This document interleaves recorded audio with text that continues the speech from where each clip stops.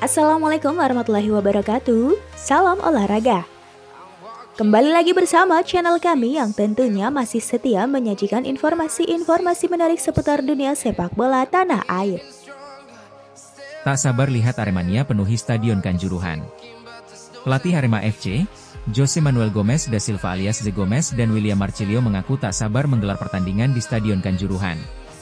Pasalnya ia ingin melihat dukungan luar biasa Aremania yang kerap memeriahkan laga di Stadion Kanjuruhan. Ya, kans Arema FC menggelar pertandingan di Stadion Kanjuruhan kini terbuka lebar lagi. Sebab stadion tersebut sudah direnovasi.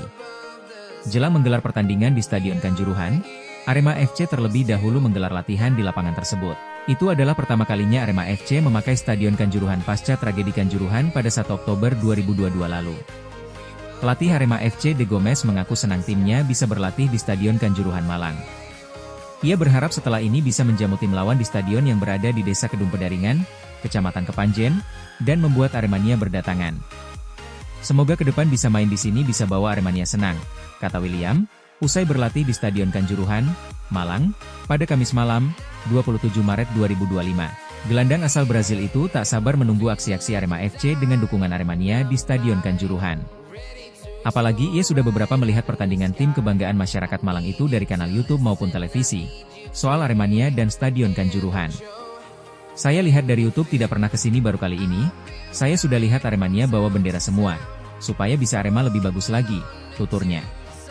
Arema FC sendiri sedianya akan menggelar pertandingan melawan Madura United, pada 13 April 2025 mendatang. Tapi laga ini diputuskan ditunda karena Stadion Kanjuruhan, Malang, masih perlu menjalani risk assessment ulang dari PSSI dan Kepolisian Mabes Polri. Stadion Kanjuruhan Malang menjadi stadion dari puluhan stadion yang diresmikan oleh Presiden Prabowo Subianto secara serentak pada Senin 17 Maret 2025 lalu. Peresmian digelar dari Stadion Gelora Delta Sidoarjo, dan diikuti secara virtual oleh pemerintah daerah, tempat stadion masing-masing diresmikan. Stadion Kanjuruhan sendiri direnovasi sejak 4 September 2023 lalu, dengan memakan anggaran 357 miliar rupiah. Renovasi stadion dilaksanakan pasca peristiwa tragedi Kanjuruhan, yang menelan 135 jiwa dan sekitar 600 orang terluka, pada Sabtu 1 Oktober 2022 usai laga Arema FC versus Persebaya Surabaya. Pasca direnovasi, Stadion Kanjuruhan kini menempati luas stadion 3,4 hektar dari 4,8 hektar luas lahan keseluruhan area stadion. Sementara total daya tampung di angka 21.603 penonton. Terdiri dari 108 kursi untuk tribun VVIP, VIP sebanyak 2.465 kursi, tribun media sebanyak 134 kursi, dan disabilitas sebanyak 16 kursi, untuk tribun barat. Sisanya di tribun timur mampu menampung 4.352 penonton, serta di tribun utara dan selatan yang masing-masing menyediakan 7.264 kursi.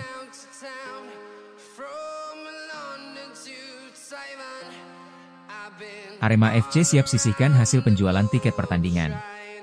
Kembalinya Arema FC berkandang Stadion Kanjuruhan tidak lantas melupakan tragedi Kanjuruhan. Tim Singo Edan berencana menyisihkan sebagian hasil dari penjualan tiket pertandingan untuk keluarga dari 135 korban meninggal akibat kerusuhan 1 Oktober 2022. Saat ini mereka masih menunggu kepastian kapan laga kandang di Stadion Kanjuruhan bisa dilangsungkan. Media Officer Arema FC Tobi Himawan menjelaskan, komisi yang akan diberikan pada keluarga korban adalah 3% dari laba bersih perolehan tiket satu pertandingan kandang. Batas waktu pemberian komisi itu belum ditentukan. Komisi tersebut dihitung sebagai santunan Arema FC kepada korban tragedi Kanjuruhan. Mekanisme penyerahannya melalui transfer kepada para ahli waris korban. Saat ini Arema FC sudah memiliki database ahli waris korban yang berisi nama, alamat, dan nomor rekening yang bersangkutan. Tobi yakin pemberian bantuan dengan itu tetap bisa tepat sasaran. Sebab, data ahli waris sudah dikumpulkan sejak 4 Maret lalu dan melalui verifikasi berupa penyerahan surat keterangan kesesuaian nama dengan rekening. Tapi, realisasi penyaluran bantuan masih menunggu kepastian jadwal Arema FC bisa bertanding di Stadion Kanjuruhan. Sementara itu, Ketua Yayasan Korban Tragedi Kanjuruhan Devi Atokiyul Fitri mengaku belum mendengar rencana pemberian komisi penjualan tiket. Dia juga mengaku belum ada pembicaraan resmi dengan Arema FC. Bahkan, sampai sekarang pihaknya masih resisten terhadap fakta bahwa Stadion Kanjuruhan bakal dipakai tim Arema FC untuk bertanding lagi. Devi menilai Arema FC harus lebih dulu menyelesaikan masalah asuransi tiket bagi para korban meninggal dunia pada kasus tragedi Kanjuruhan. Asuransi tiket penonton adalah wacana yang pernah dicetuskan Arema FC pada tahun 2018. Tapi sampai tragedi Kanjuruhan meletus, tidak ada penerapannya. Devi menuntut Arema FC bersedia membayar asuransi itu ke keluarga korban, termasuk menerapkan asuransi yang sama di masa mendatang. Devi tetap menegaskan bahwa pihaknya menolak Arema FC bermain di Stadion Kanjuruhan dengan alasan ada kesalahan infrastruktur, yaitu tangga G13 ke tribun utama yang terhubung ke Museum Tragedi Kanjuruhan tidak ditutup pagar atau atap. Menurut mereka, penonton umum masih bisa masuk dari dalam. Perlu bahas isi museum selama berlangsungnya renovasi Stadion Kanjuruhan, kondisi gate atau pintu 13 memang tetap dipertahankan. Rencananya pintu tersebut akan dijadikan Museum Tragedi Kanjuruhan.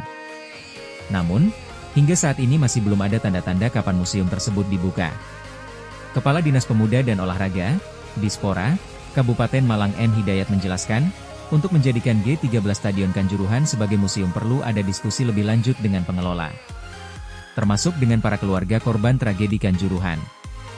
Berbeda dengan monumen tragedi Kanjuruhan yang diletakkan di ruang terbuka. Monumen berwarna hitam itu terletak di dekat G13. Di bagian tengah monumen terdapat daftar nama-nama korban tragedi yang terjadi pada 1 Oktober 2022 lalu. Kemudian di sisi kanan dan kirinya ada ilustrasi tumpukan massa yang menggambarkan kondisi G13 ketika terjadi tragedi yang menewaskan 135 supporter Arema FC itu. Hal itu dimungkinkan karena lokasi monumen berada di luar bangunan stadion. Tragedi Kanjuruhan yang terjadi hampir 3 tahun yang lalu itu memang masih menyisakan duka mendalam bagi masyarakat. Agar kejadian tersebut tidak dilupakan begitu saja, pemerintah kabupaten, Pemkab, Malang memutuskan untuk tidak membongkar Stadion Kanjuruhan secara menyeluruh. Ada satu titik yang akan dipertahankan, yakni pintu 13. Pintu 13 merupakan tempat berjatuhannya penonton pertandingan Arema FC melawan Persebaya pada 1 Oktober 2022. Saat pertandingan sudah selesai, terjadi kericuhan dan penonton diarahkan untuk keluar stadion. Sayangnya, pintu 13 dalam kondisi tertutup, dan penonton terus berdesakan di lokasi tersebut. Akibatnya, banyak nyawa melayang akibat berdesakan maupun terinjak. Saat ini, di depan pintu tersebut pun dipasang foto dan nama para korban untuk mengenang kepergian mereka. Dengan diresmikannya Stadion Kanjuruhan setelah proses renovasi panjang, lapangan sepak bola di dalamnya sudah bisa dimanfaatkan oleh Arema FC tapi pemanfaatan baru sebatas untuk latihan. Kalau untuk pertandingan resmi, Dispora Kabupaten Malang masih menunggu ada risk assessment dari Mabes Polri. Dalam waktu dekat memang dijadwalkan ada risk assessment Stadion Kanjuruhan dari Mabes Polri. Penilaian risiko itu dilakukan sebagai persiapan sebelum dilaksanakan pertandingan. Fokusnya melengkapi kekurangan dari hasil asesmen sebelumnya yang sudah dilakukan oleh Polda Jatim, termasuk menciptakan skenario-skenario ketika terjadi penumpukan supporter serta persiapan alur penyelesaiannya. Baik, demikianlah beberapa rangkaian informasi sepak bola kali ini.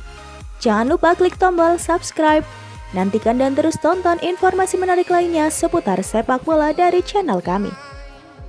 Sampai jumpa, salam olahraga.